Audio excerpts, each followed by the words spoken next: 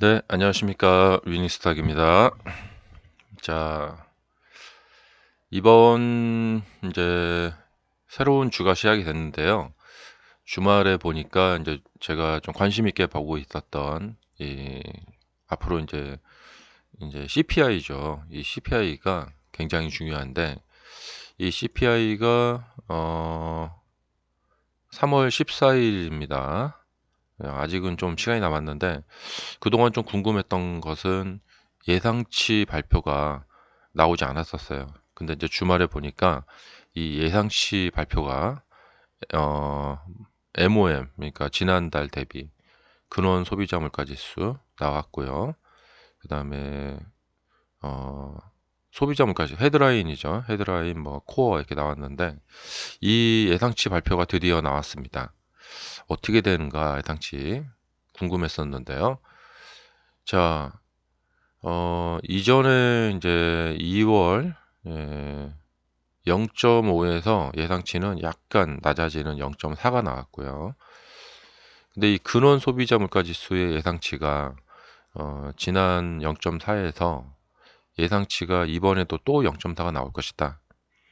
음, 이게 그러니까 약간 좀 오쏘독소하죠. 지금 어, CPI가 좀 물가가 내려야지 증시가 좀 안도를 하고 또 상승을 할 수 있을 것 같은데 이게 같은 수치가 나왔단 말이죠.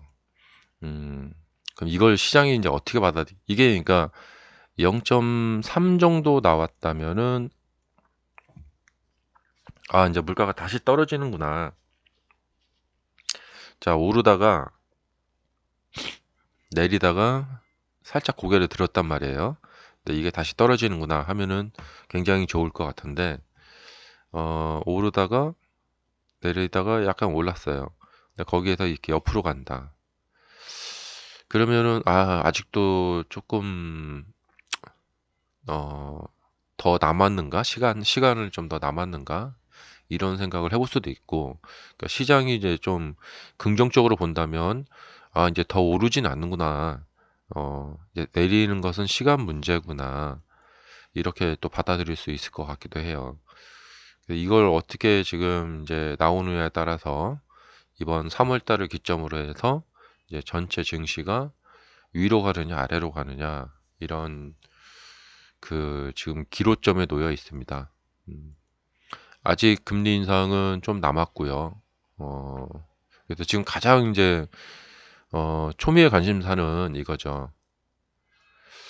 자, 나스닥이 지금 주봉상 모습을 보시면은 그냥 그동안 이제 하락 추세선은 돌파를 했고 여기에서 그러니까 주식에서 이제 가장 뭐 중요하기도 하고 어렵기도 한 게 뭐냐면 한국 주식에서도 보면은 자, 쭉 가다가 1차 상승이 나왔고 21선 눌림목이라고 하죠. 제가 이제 강의할 때도 저희 수강생님들이 저도 이제 이 연구를 가장 이제 많이 하고 있는데 여기서 이게 더 올라갈지 내려갈지 그러니까 그것을 좀 찾아내고 싶다. 그 방법을 좀 찾아내고 싶다 하시는 분들이 많아요.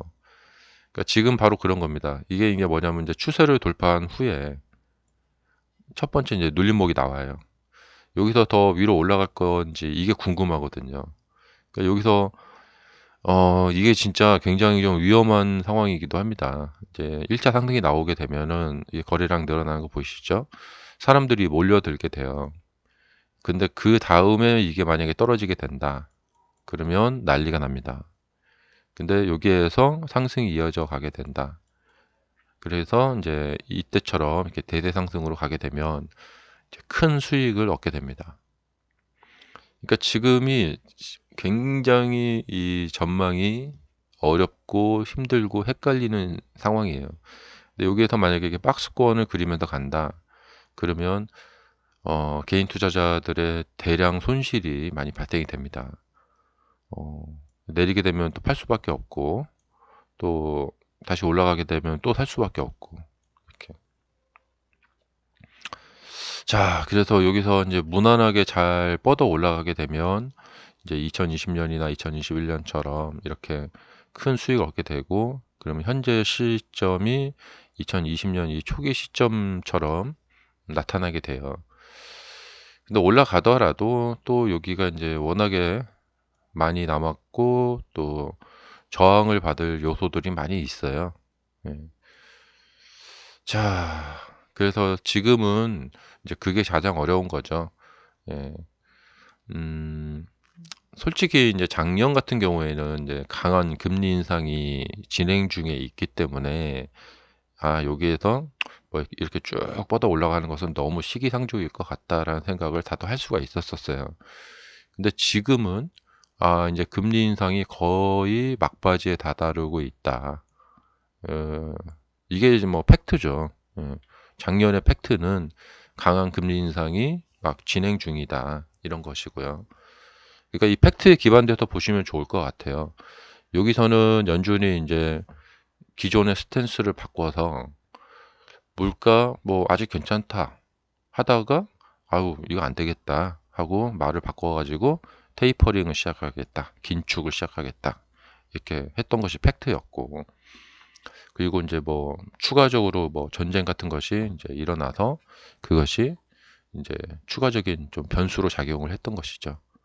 그러니까 그때 팩트에 기반하면 될 것 같아요. 여기서는 이제 돈을 풀었으니까 상방에 대한 긍정적인 생각을 가져야 되겠고요. 그다음에 이제 이런 팩트들. 예. 근데 지금의 팩트는 뭐냐면 금리 인상 거의 끝자락으로 다다르고 있다. 이게 팩트예요. 예. 그러니까 이게 지금 몇 달 뭐 시간차가 있죠. 예. 이제 뭐 4월, 5월, 그러니까 5월쯤 가야 되냐, 지금부터 이제 상승을 해야 되냐, 그런 시간차가 있는 거죠. 그래서 이제 확실한 팩트는 이제 금리 인상의 거의 끝자락에 다다르고 있다. 이런 거죠. 그래서 이런 끝자락에서 그러니까 전체적인 큰 흐름은, 그러니까 이렇게 올랐다가 이제 내렸다가 나중에 또 오를 거예요. 예. 뭐 금리도 다시 또 이렇게 인상하는 일이 이렇게 있었잖아요. 그러면 나중에는 또 금리도 또 인하하는 일이 생겨요. 예. 그래서 네, 이렇게 큰 흐름으로 이제 가고 있는데 이 타이밍을 이제 어떻게 잡아가느냐. 그러니까 이제 장기적인 투자자들 입장에서는 여기서 뭐 주식시장이 어떤 뭐 쇼크가 나올 수도 있고 뭐 어쩔 수가 있는데, 어쨌든 큰 틀에서 보면은 네, 이제 조금 내가 이제 시간이 지나고 나서 보면 내가 그때 좀 너무 좀 약간 빨리 샀나?